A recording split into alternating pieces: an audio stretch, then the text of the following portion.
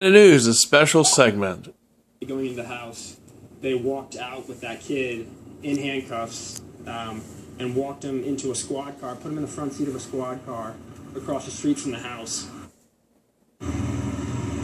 Now, at this point, we just know that the student was taken into custody. Police have not said whether he's officially been charged with the crime at this point, but you can only imagine those were some very tense moments for some of the students and parents who were waiting. Source taken from WTVR Channel 6 in Richmond. Inside at the time, describe what it was like.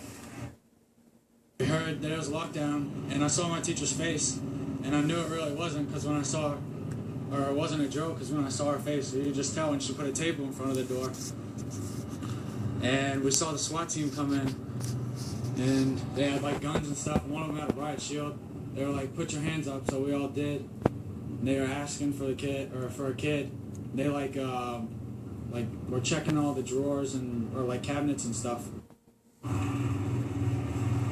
Oh, you just get chills listening to that. And our CBS 6's Sandra Jones, you've been out here all day. You were waiting on this corner with some of the parents who just wanted to know what was happening. Yeah, it was pretty frightening and scary, and a lot of worried parents who were waiting to get information, waiting for hours to get information because it took that long until police could actually get all the details. And I can tell you that Henrico police say that they used every available resource out there to respond to an active shooter situation. However, that was not the case today. Now, according to Lieutenant Linda Tony, she says that the Henrico School resource officers and school administrators here at Glen Allen H received information about a male student who is somewhat distraught over a previous relationship, making some kind of statement, but she wouldn't say whether it was a threat or not, couldn't say at this time. But police also say that there was a possibility that the distraught student may have had some kind of weapon on him at the time, but even though he was never seen on the school's campus at all, and they didn't recover a weapon. But as a precaution, the school was placed on lockdown for about 2 hours to make sure that he was not here, to make sure he was not here on the campus at all, and that's why they had to go through and had to make sure that the entire building was safe for students. That student was arrested at another location about 2 hours later after, before that lockdown was released. Then the school lockdown was lifted. We don't have any reason to believe he was threatening other students. Again, there was some relationship issues. We want to make sure people understand this was not a bullying incident. This was a relationship issue with he and one other person. And again, he was distraught today. I'm upset. I would have never thought this would happen at Glen Allen because it's a wonderful school. But when my daughter called me and, she said that she was okay, but she was just really scared. And that the teachers and everybody had everything, pretty much under control.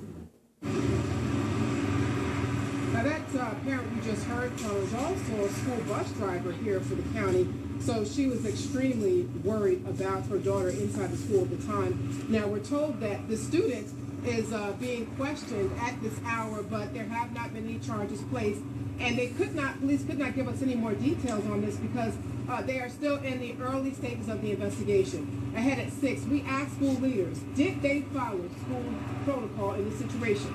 We're live in Henrico. Sandra Jones, CBS 6 News. So, what we see here, folks, is a pattern of extra authority being used by our police. We see this being used in circumstances where it doesn't need to be needed or handled. But because now that they've been federalized with all this extra force and power, that they use it because they're ordered by the federal government to use and exercise that authority on you. The regular police may not even know that they're being utilized in that way. One guy said, or one person from the police organization got on the radio this morning and said that that's the new norm. Basically, they're saying get used to it because anytime there's a shooting, even if it's not a threat or not, that's what he implied.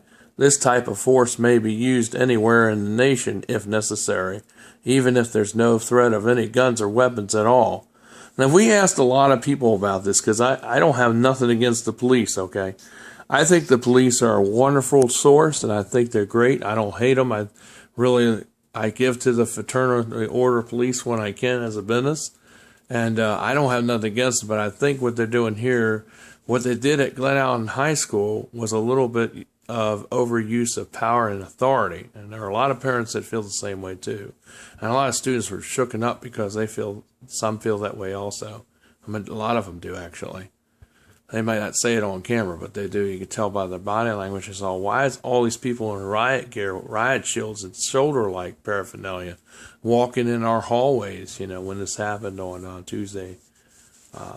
When this happened on Monday, I do believe it was Monday morning or Tuesday morning, at that school. So, whenever it happened, it was just over, and it was just an overextensive power and authority. I just can't believe that they went ahead with something like that, because, those police, know better. If there's no guns or no ammunitions or no evidence of shooting or nothing that's happening with just shooting, then they shouldn't have used all that manpower and resources, even though they have it at their disposal. If there's a real situation, that's understandable, but there was no situation. I mean, a couple regular clothed officers could have gone in there and assessed the situation without sending in the cavalry, the army battalions. So, we really need to rethink this stuff as a nation, Are they always going to show up? Are they going to start showing up to your house in riot gear to settle a dispute? Is this the new mandate of the military police? Do we have regular police in this country anymore? The ones that we used to play games with, like football, and do community events with, and even see them at like fundraisers and things for the community and county? Or is this evidence that the police really have changed like they're talking about? Because they look like they have. They're more military now and more soldier-like now than they ever have been before. And it's like they're supposed to be people that works for civilians, not the people that go in there in riot gear and with AK-47s and guns like some of them look like they had strapped with the gear that they had in riot shields, when yet there's no situation or grounds, to have all that. So, I mean, this is just something we all got to think about as the people of the nation. What do you think? I have nothing against the police. I love the police. I think a lot of them do a lot of good things. And I think they're a valuable asset. But like I said, I think there are times where they misuse and overuse authority. And I think they need to review that case and really rethink things, because what happened there at that school, that all that power and resources weren't necessary. Because there was no shooting. It's just like me saying there's dynamite in the hallway, and yet without really knowing that there is dynamite in the hallway, I'm going to go ahead and send everybody in there. That's ridiculous. If there's no dynamite in the hallway, and there's no bomb or nothing, then why send all the stuff in there like there is? Unless you know for sure, like you send somebody in to do some reconnaissance. Because if you want to act like the military, usually if you act like the military, you will go and send a few people in, not with guns and grenades and, with AK-47s and automatic, semi-automatic guns. They could shoot, multiple hundreds of rounds if they need to. They kill a lot of people if necessary, riot shields and all like they did on Tuesday. We need to really relook at this thing altogether as educators and as people, and really talk to our police and not be mean to them, because they're here to help us. But, I think they overreacted there a little bit, because when they found the evidence that there was no guns and the guy wasn't even on campus, there's no ammunition of anything found, even though a threat. I mean, because, we had people that would call up at Lee Davis a lot, 5 times when I was going there, that called up and said there was a bomb threat. Turned out there wasn't. We waited outside. Then we all were able to go back into school once they realized that the coast was clear. But, to send all the riot gear just for a threat, that's ridiculous. And resource officer, if a couple of resource officers can't do the job to do the reconnaissance, to see if there really is a gun on the grounds, because they come with detectors and all kinds of things that they carry now, being there, every day. They have special tools and resources that they have at their disposal that they could use as a person, or if if there's 5 or 6 of them, if it's a big school, so they don't really need to they don't have to put on riot gear unless that there's grounds or means for it.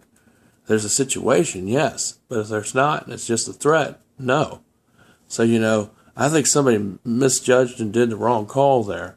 So let me know what you think in the comment sections down below about what happened in Henrico yesterday. So a lot of parents are upset about it. And the police are saying that's the new norm. You better get used to it. In so many words, that's what they were implying. I don't think that should be ever the new norm, because that just shows that our country is not free anymore. Shows that it's more like a martial law or a dictatorship. So, we don't need that kind of force when it's not necessary. So you let me know what you think down below. You think that was right? It's Michael DeSilvas with the Freedom Network. We believe in your freedom. Remember, this country will never stay free if you don't use it, and if you don't exercise your freedom. Think about that. See you tomorrow with another update.